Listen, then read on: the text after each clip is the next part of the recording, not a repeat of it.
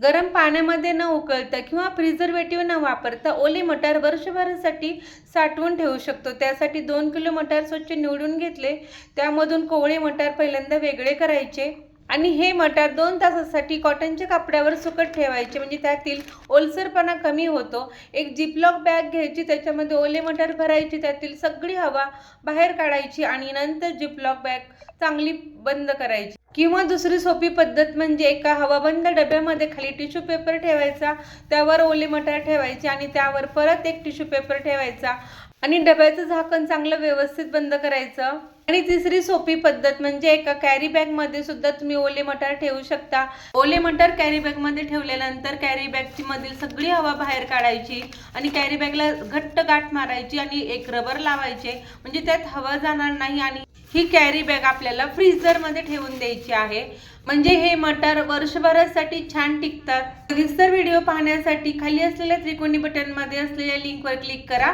आणि पूर्ण व्हिडिओ पहा। धन्यवाद।